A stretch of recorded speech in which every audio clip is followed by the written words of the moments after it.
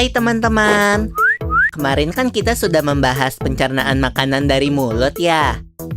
Setelah dari mulut, makanan kita menuju kerongkongan.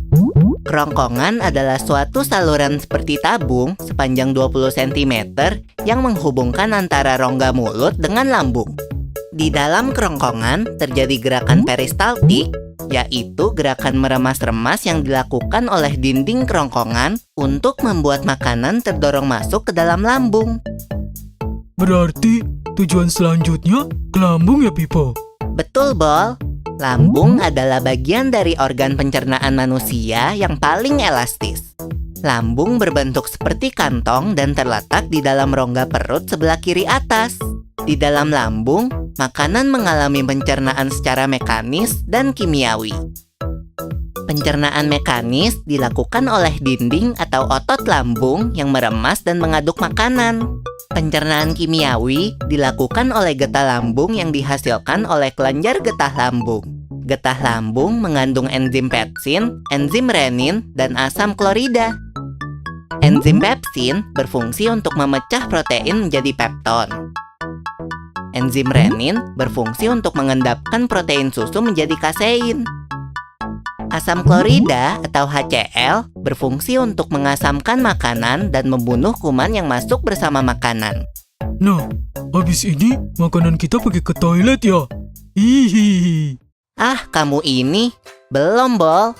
Selanjutnya, makanan dicerna di usus halus dulu.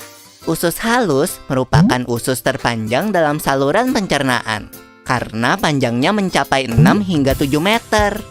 Di dalam usus halus terdapat cairan khusus yang membantu penyempurnaan pencernaan makanan. Oh iya, usus halus terdiri dari 3 bagian, yaitu usus 12 jari, usus kosong, dan usus penyerapan. Apa aja ya fungsinya? Usus 12 jari atau disebut juga duodenum memiliki panjang kira-kira 25 cm. Usus 12 jari mencerna makanan dengan bantuan getah pankreas dan getah empedu.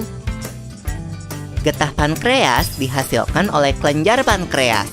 Getah pankreas mengandung enzim-enzim berikut.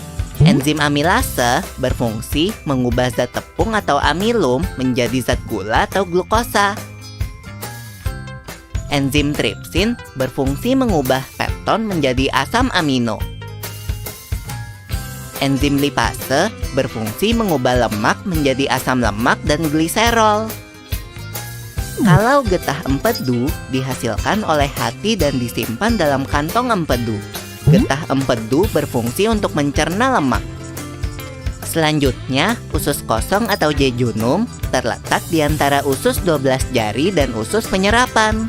Usus kosong memiliki panjang sekitar 2,5 meter dan berfungsi untuk mencerna makanan dari usus 12 jari. Terakhir adalah usus penyerapan yang merupakan tempat penyerapan sari-sari makanan. Di seluruh permukaan dindingnya terdapat ujung-ujung pembuluh darah yang menyerap sari-sari makanan. Kemudian, sari makanan diedarkan melalui aliran darah ke seluruh bagian tubuh. Jadi makanan yang kita makan kembali lagi ke dalam tubuh kita ya? Iya, Bol. Habis itu, sisa makanan yang dicerna masih berlanjut ke usus besar. Nah, usus besar berfungsi menyerap cairan, vitamin, dan mineral dari sisa-sisa makanan yang telah diserap oleh usus halus. Pada usus besar, terdapat bakteri yang berguna untuk tubuh bernama E. coli yang berfungsi untuk membantu proses pembusukan sisa makanan. Proses pembusukan sisa makanan akan menghasilkan kotoran atau feses yang kemudian dikeluarkan melalui anus. Oh gitu. Nah, gimana dengan mulus? Itu disebabkan oleh apa ya, Pipo? Organ terakhir yang bernama rektum adalah ujung muara dari usus besar yang berfungsi sebagai tempat penyimpanan feses sementara. Ketika rektum terisi penuh dengan feses, maka saraf akan mengirimkan respon kotak yang menimbulkan rasa ingin buang air besar. Anus adalah lubang di bagian bawah pantat yang berfungsi sebagai tempat keluarnya feses dari tubuh. Jadi begitu ya, seluruh proses pencernaan dalam tubuh kita. Iya, Bol. Seenak-enaknya makanan yang aku makan, ujung-ujungnya untuk dibuang lagi. Tapi ingat, kan ada juga sari makanan yang menyebar menjadi energi untuk tubuh kita. Betul juga ya.